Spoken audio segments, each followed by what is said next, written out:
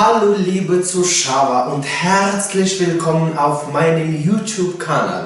Mein Name ist Manuchehri. Ich komme aus Tadschikistan. Ich bin fast 26 Jahre alt. سلام بینندگان گرامی. نام من منوچهر است. من از تاجیکستان هستم و من 26 ساله هستم.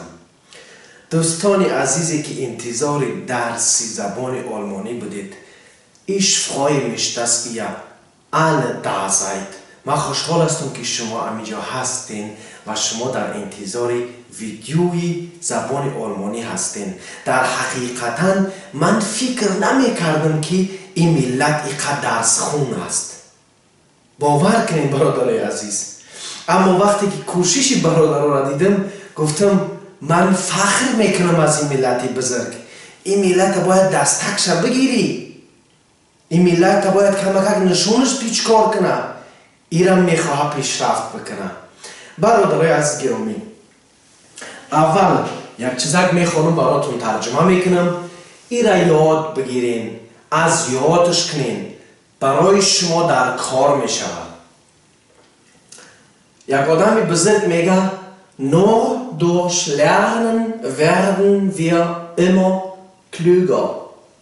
فقط با توسط خواندن، با توسط علم پیدا کردن ما همیشه با عقل تر می شویم. عقل ما پیش می رود.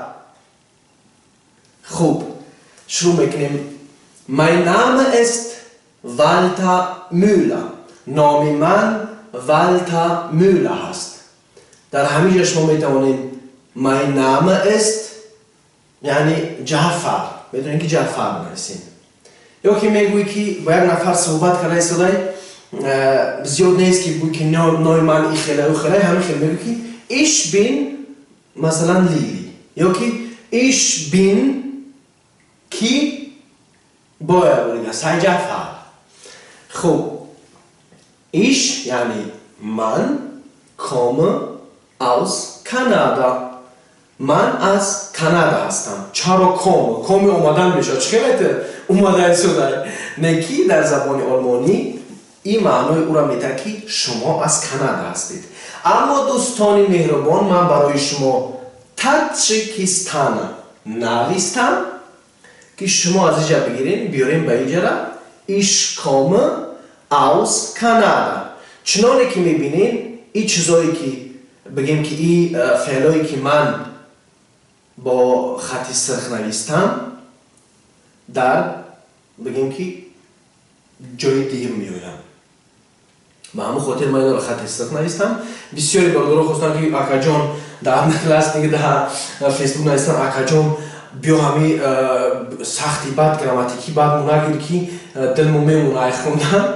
خوب برادرها فعل اکو باید هر یک آدم یاد بگیره. خوب، Sie sprechen gut Deutsch.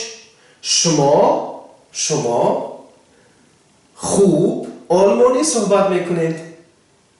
یعنی دیدین که در اینجا فعل در جای دوم است، یعنی که بعدی زی. خوب، Abschied خداحافظی. Offizielle Formаш auf Wiedersehen. auf Wiedersehen برادرای عزیز گرامی میشود که یعنی تا دیدار. خوب، یک نفر را نمیشناسی، مثلا با یک نفر نمیفهم حوزه شناس میشه یا که اون کار داری، این را استفاده میکنید. auf Wiedersehen تا دوباره دیدن. اگر خیلی ترجمهش کنیم tschüss میشود که یعنی که خداحافظ. بگم که کمک خداحافظ. بسیاری مردم چوز مثلا با یک نفر آشناس هست استفاده میبرن. خوب، گوت نخت هم گذشتیم نوشتگیتون در درسی پیشکیم. حاضرم می نویسیمش چون که این را یاد بگیرین. گوت نخت خوابی خوش می شود. auf Wiederhören. خط یک نفر گپ زایسته السلام علیکم اکای نمیکی این همی کارا همه خیلیشدن و میگه که خیر تو با ما تلفونت میکنم در همون وقت میگوی که auf Wiederhören تا شنیدن وقتی با تلفن گپ میزنی. خوب برادر عزیز گرامی در سکورا کلتا میکنیم. پیش از این که میخواین که درس بخونین برین حمام بگیرین. بگیم که یک پیاله چای در پیش تو تارت کنین بین در سر میز بشینین انا با فکری تازه در سکورا بنویسین تکرار بکنین.